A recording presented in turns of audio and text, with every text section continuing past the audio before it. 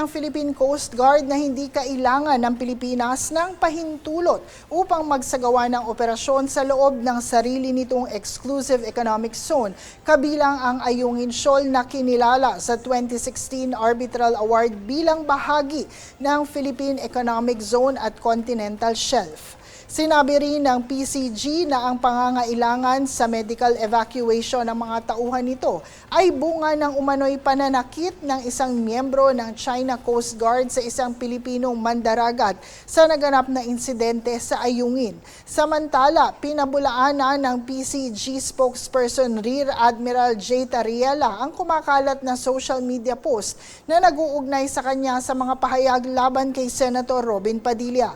Ayon kay Tariela, pawang gawa-gawa lamang ang naturang post at maling ginamit ang kanyang pangalan upang magpakalat ng maling impormasyon. Hinikayat din niya ang publiko na beripikahin ang mga impormasyon bago ito ibahagi at i-report ang mga post na naglalaman ng fake news.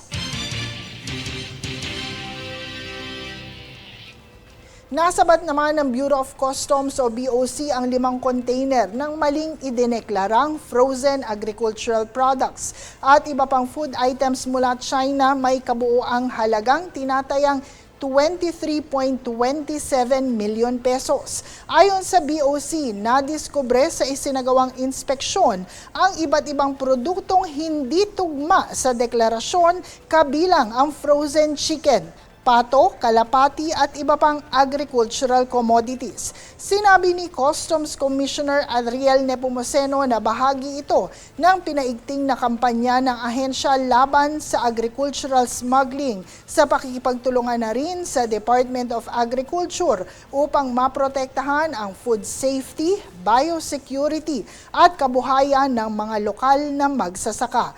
Inihain na rin ang warrants of seizure and detention ang Port of Manila laban sa mga shipment dahil sa mga paglabag sa Customs Modernization and Tariff Act at food safety. Patuloy namang iniimbestigahan ang mga shipment para sa posibleng paglabag sa Anti-Agricultural Economic Sabotage Act dahil lumampas sa itinakdang halaga para sa large-scale agricultural smuggling ang kabuang halaga ng mga nasabat na produkto.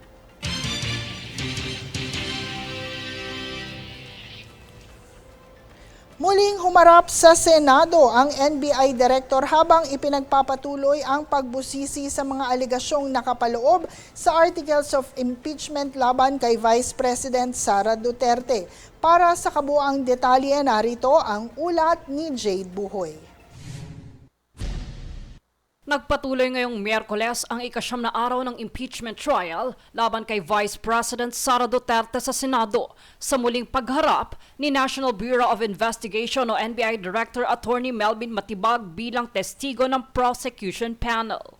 Ipinagpatuloy ng kampo ng depensa ang cross-examination kay Matibag matapos itong humiling ng karagdagang oras sa nakaraang pagdinig upang maihanda ang mga tanong kaugnay ng mga dokumentong iniharap ng prosecution. Matapos ang cross-examination, inasahang magsagawa ang House Prosecution ng redirect examination bago payagang magtanong ang mga senator judges para sa mga paglilinaw sa testimonya ng testigo. Patuloy ding tatalakayin ng impeachment court ang Article 4 ng Articles of Impeachment na may kaugnayan sa mga alegasyon ng umano'y assassination plot, grave threats at inciting to sedition laban kay Pangulong Ferdinand Marcos Jr. Sa naunang pagdinig, ipinakilala ng prosecution ang affidavit ng dating Davao Death Squad member at dating pulis na si Arturo Las Cañas na ginamit ni Matibag bilang bahagi ng mga dokumentong may kaugnayan sa isinasagawang investigasyon ng NBI. Samantala, nakatakda ring maglabas ang impeachment court ng panibagong sabina para sa mga unang testigo ng Article 1 na tumatalakay naman sa mga alegasyon ng umano'y maling paggamit ng confidential funds ng Vice Presidente. Kabilang sa mga ipatatawag ang ilang opisyal ng House of Representatives at dating mga opisyal ng Land Bank of the Philippines,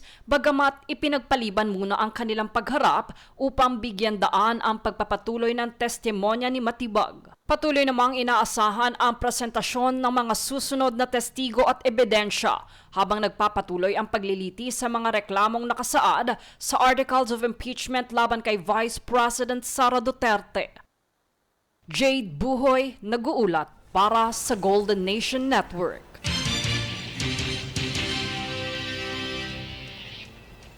At manatiling nakatutok para sa higit pang mga balita sa pagbabalik ng News Force.